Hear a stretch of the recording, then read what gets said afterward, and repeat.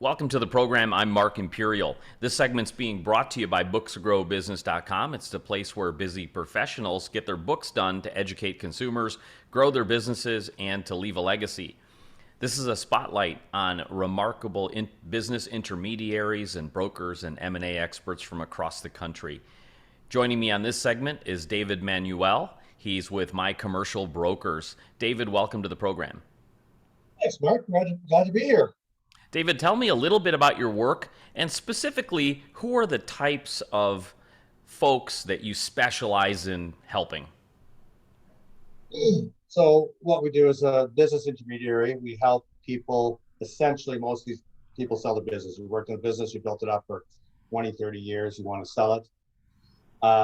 It's a process doing that. And I guide people through that. I have a lot of resources and experience in doing that. And we get it from the concept of, hey, let's sell it to across the finish line with the proper buyer and post. And then beyond the actual sales.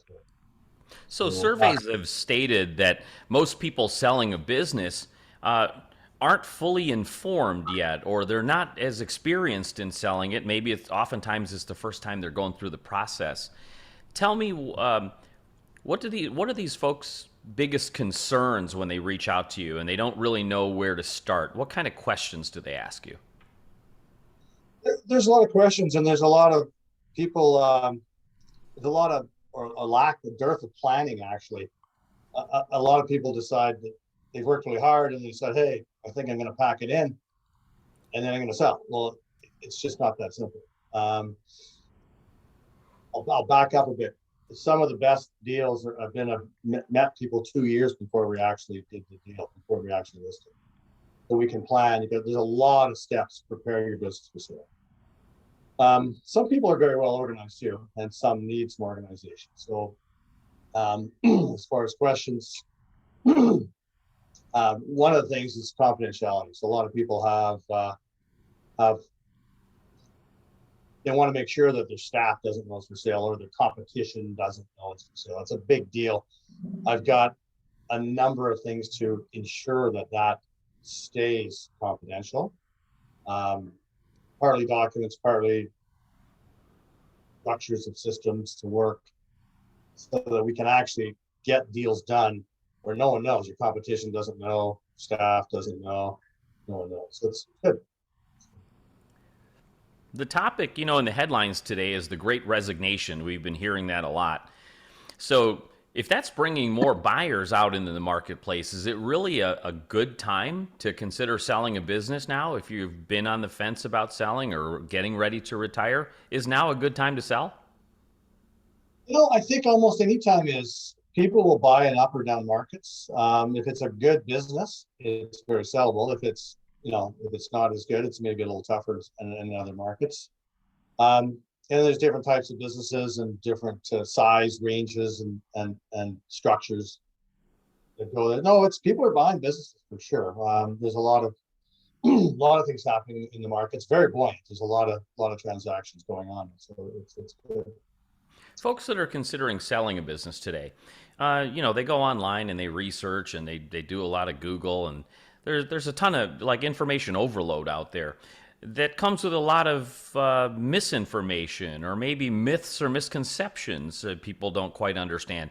What are some of the biggest myths or misconceptions you've heard around the topic of selling a business today? Well, here's one. Here's a common one: is a lot of people think it's worth a year's worth of your revenue. Except, but here's how you debunk that in a second. We could have 10 businesses that all have the exact same revenue, but all a different profit margin. So you might be doing 3 million in sales. Doesn't mean your business is worth 3 million. It's what it makes, after the bottom line, essentially. And multiples. There's a multiple of your profit, which is, and sometimes you look at EBITDA, which is a metric that we use, and a smaller business. So it's like, a lot of times you'll look at SDE, which is seller's discretionary earnings. And the smaller ones too, then you have to find out what's in the SDE, because a lot of those businesses are also doing things that you wouldn't do in a big business. putting expenses on the business, which is fine. People write it off, but then we have to add it back in to build it. David, what inspired you to become a business intermediary? How did you get started? That's a good question. I built and sold a few businesses of my own. Sold the last one in 2009. Took a couple of years off, and I was looking for something interesting, something I could get engaged in, and put all my weight into doing something. And I wasn't really finding it. Of course, that was during the meltdown, and and then I did find the business broker world, and I was very intrigued. Back to university in 2014, and I licensed, and away we go. Yeah, David, I love it. for folks listening right now that would like to speak with you if they're considering selling their business, how do they find you, connect with you, and learn more? Excuse me. You find I'm with Remax Commercial in BC. I do a website just being rebuilt. My Commercial Brokers. Um, Dave at mycommercialbrokers.com, and then mycommercial.com is the website. We under rebuild right now, but a lot of my businesses, a lot of repeat and word of mouth businesses. I work with the IBBA, the International Business Brokers Association. A lot of tools there we use also for people. That. So, yeah. David, thank you so much for taking the time to share with my audience today, and I wish you continued success for you and for all of your clients.